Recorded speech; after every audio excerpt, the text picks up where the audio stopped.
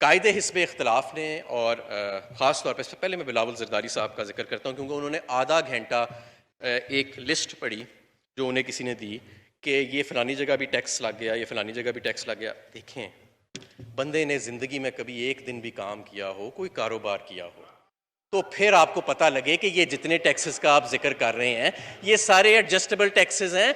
ये कंज्यूमर तक इनमें से 90% ने नहीं जाना। ये एडजस्टेबल टैक्सेस हैं, ये एफबीआर इन्हें रिफंड कर देगी। ये इकोनॉमी को डॉक्यूमेंट करने के लिए किए जा रहे हैं, लेकिन उन्हें क्योंकि नहीं बताया गया तो उन्होंने आधा घंटा इस पार्लियामान का भी ज़ाया किया, आपका भी किया, मेरा भी किया। बहरहाल इसकी सिंपल एक्सप्लेनेशन ये थी 300 अरब के जो टैक्सेस हैं जो हमने इस पे लगाए हैं उसमें से 270 के एडजस्टेबल टैक्सेस हैं। यही वजह है कि हम उसको फिस्कली न्यूट्रल समझ रहे हैं कि यानी कि उससे टैक्स की मिकदार नहीं बढ़ेगी लेकिन उससे डॉक्यूमेंटेशन होगी इकोनॉमी को। और मुझे ये भी पता है कि डॉक्यूमेंटेशन के खिलाफ भी बहुत सारी लॉबीज़ हैं, लेकिन आपने देखा कि अल्हम्दुलिल्लाह इस मरतबा जब फाइनेंस कमेटीज़ में टेक्निकल लेवल पे ये डिस्कशन हुई तो मुझे खुशी है कि इवन कुछ अपोजिशन के मेंबरान जो थे उन्होंने भी ये इतराफ़ किया कि वाकई ये जो टैक्सेस लगाए गए हैं ये एडजस्टेबल हैं और इनसे इकोनॉमी की डॉक्यूमेंटेशन को फ़ायदा पहुँचेगा। जो टैक्सेस एडजस्टेबल नहीं हैं वो लगाए गए हैं लग्जरी आइटम्स के ऊपर, महंगी गाड़ियों के ऊपर, महंगे खानों के ऊपर, सुशी के ऊपर, ऐसी चीज़ों के ऊपर जो अमीर लोग खाते हैं। और जाहिर है कि अमीर लोग जो हैं वो पाकिस्तान में उन्हें जितना वो टैक्स देते हैं उससे ज़्यादा टैक्स जो है वो देने की ज़रूरत है। अब मैं आ जाता हूँ एनर्जी के ऊपर। जो कायदे हिस्ब इख्तलाफ साहब ने कल बड़े अल्फाज इस्तेमाल किए, मनहूस हुकूमत, फ्रंट मैन, चोर, ये कल कायदे हिस्ब इख्तलाफ साहब ने अपनी तकरीर में ये लफ्ज़ इस्तेमाल किए। मैं उनका बड़े ही एहतराम से जवाब देना चाहता हूँ। मैं उन्हें ये बताना चाहता हूँ कि हमारी हुकूमत में कोई ऐसा वज़ीर नहीं है, हमारे लीडर के चपड़ासियों के अकाउंट से 4-4 अरब रुपए नहीं निकल रहे। वो कौन है? पहले तो हम समझते थे कि ये सिर्फ फालूदे वाला और रेडी वाला तक मामला है और मुश्ताक चीनी वाले तक मामला है।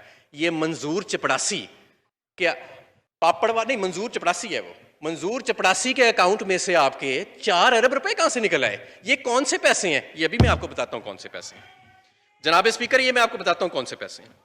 जनाब स्पीकर, गैस के ऊपर बात हुई और बिजली के। पहले गैस, हमारी जो सकत है इंपोर्ट करने की वो 12 कार्गोज हैं कॉन्ट्रैक्ट के मुताबिक। कॉन्ट्रैक्ट में पर एनम भी दर्ज है मिकदार जितनी हम उनसे मंगा सकते हैं टर्मिनल से, और डेली की भी मिकदार की रकम है। हमने नवंबर, दिसंबर, जनवरी में तकरीबन 9 से 10 कार्गोज जो हैं वो हमने इस साल इंपोर्ट किए। हालांकि सारी दुनिया में शदीद किल्लत है, 80 से 90% हमारी रिटेंशन रही, यानी कि हमने अपने सौदे के जो सौदे डिफॉल्ट किए वो 3 सौदे वो थे जो मुस्लिम लीग नून ने 2017 में जिनका सौदा किया था, वो 3 हमें डिफॉल्ट हुए। लेकिन उनके डिफॉल्ट करने के बाद भी 9 से 10 कार्गोज हमारे, यानी 80% से ज़्यादा हमारी रिटेंशन जो है वो रही। जो मैं समझता हूँ कि पूरी आलमी दुनिया में आप देखें LNG कार्गोज के हिसाब से पाकिस्तान का स्कोर कार्ड आपको सबसे अच्छा नहीं तो कम से कम बहुत अच्छा जो है वो नजर आएगा। कम से कम जो टॉप 10 मुल्क हैं उनमें नजर आएगा रिटेंशन के। मिसाल के तौर पे बरतानिया ने को कतर के सारे कार्गोज 5 के 5 कार्गोज में से एक भी नहीं मिला,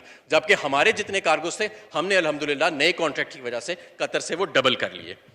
एक और मैं आपको ये बात बताना चाहता हूँ, ये बड़ी एक कन्फ्यूजन है जो हमारे दौर में शुरू हुई। जब सर्दियों में गैस की किल्लत आती है वो कहते हैं जी शायद ये हुकूमत इतनी मासूम थी या इतनी इनकॉम्पिटेंट थी कि इन्होंने वक्त पे LNG नहीं मंगाई, कि हमें नहीं पता कि जी सर्दियों में गैस जो है वो उसकी किल्लत होती है तो LNG ज़्यादा मंगा लें। इसका LNG से बड़ा थोड़ा ताल्लुक है। LNG बहुत महंगी है, $40 की है। यहाँ पे हम बेच रहे हैं 200 रुपये के हिसाब से गैस। एक कार्गो जो 10 अरब का आता है LNG का, वो जब हम अपनी डोमेस्टिक साइट पर डिवर्ट करते हैं तो उसके बदले हमें सिर्फ 1 अरब रुपया मिलता है। तो हम 1 या 2% सालाना 1 या 2% से ज्यादा हम LNG डाइवर्ट कर ही नहीं सकते। ये LNG के टर्मिनल जनाब स्पीकर लगाए गए थे हुकूमत के 3 LNG के पावर प्लांट जो हैं उनको गैस पहुंचाने के लिए। इनकी कैपेसिटी भी उतनी रखी गई थी। पहले 3 महंगे LNG के पावर प्लांट लगाए गए, फिर उनको उन गैस पहुंचाने के लिए, इंपोर्टेड LNG पहुंचाने के लिए 2 टर्मिनल लगाए गए जिनको 2.5 लाख रुपया यौमिया किराया देती है हुकूमत। फिर उन टर्मिनल्स तक गैस पहुंचाने के लिए कतर हुकूमत के साथ महंगे LNG के सौदे किए गए, और इस पूरी चेन को चलाने के लिए फिर इसलिए LNG को जब हम जोड़ देते हैं डोमेस्टिक साइड के साथ तो ये नासमझ और लाइल्मी है, क्योंकि मौजूदा हालत में, मौजूदा सूरत हाल में हुकूमत के पास वो कानून नहीं है जिसके तहत हम LNG को डोमेस्टिक साइट पे डाइवर्ट करें और फिर उसके बदले हम उसकी पूरी रकम भी कंज्यूमर से वसूल कर सकें। तो ये जो आपके $2.5 लाख दिन का यौमिया किराया इनके टर्मिनल्स को देना होता है, एक दिन का $2.5 लाख और 2 टर्मिनल लगे हुए हैं तो $5 लाख दिन का। तो पहले एलएनजी के टर्मिनल बिजली घर महंगे लगाए गए, फिर उन तक गैस पहुंचाने के लिए 2 टर्मिनल लगाए गए, $2.5 लाख यौमिया दिन का किराया, $5 लाख यौमिया बन गया। फिर पीछे कतर के साथ और दूसरों के साथ महंगे मुआहदे किए गए एलएनजी के इस पूरे प्रोसेस को पहुंचाने के लिए। और जब से हमारी हुकूमत आई है तो डंडोरा ये पीटा जाता है कि जी विंटर में इसलिए गैस की शॉर्टेज आती है क्योंकि एलएनजी टाइम पे नहीं मंगाई जाती, हालांकि एलएनजी का उससे ताल्लुक ही कोई नहीं है। तो ये इसलिए किया जाता है ताकि अपने उन गुनाहों पे पर्दा डाला जा सके और एक नया प्रोपेगेंडा शुरू किया जा सके और ये दिखाया जा सके कि पता नहीं जी टर्मिनल जो है शायद उसी के सर पे पूरा पाकिस्तान जो है उसकी गैस चल रही है, हालांकि वो तो बेसिकली उन 3 पावर प्लांट्स के लिए थे। अब जी अब दूसरा मैं आता हूं बिजली के ऊपर। बिजली के ऊपर भी इन्होंने बात की कि जी हम सिर्फ 1200 पे छोड़ के गए और इनके दौर में 2700 पे चली गई, 2300 पे चली गई सर्कुलर डेट। सर्कुलर डेट में इजाफा मुस्लिम लीग नून के आखिरी साल में 450 अरब रुपए के करीब था पावर डिवीजन के आदादोशुमार के मुताबिक, और उस वक्त 450 अरब किराया दिया जा रहा था बिजली घरों को सालाना। आज 850 अरब सालाना किराया दिया जा रहा है इनके किए हुए सौदों की वजह से, और सर्कुलर डेट में इजाफा 450 अरब से कम होकर पिछले साल 130 अरब पे चला गया।